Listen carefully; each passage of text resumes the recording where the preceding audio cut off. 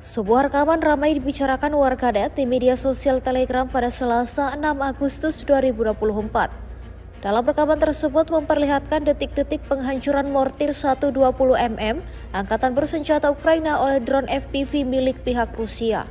Sebelumnya, pengintaian kelompok utara Rusia berhasil mengungkapkan awak mortir angkatan bersenjata Ukraina yang sangat banyak akal, tetapi lalai. Awak mortir FPV Ukraina mengeluarkan bonus untuk intelijen mereka dalam bentuk beberapa tuduhan TNT.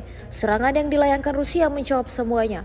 Ledakan dahsyat terjadi dan tiada ampun bagi militer Rusia.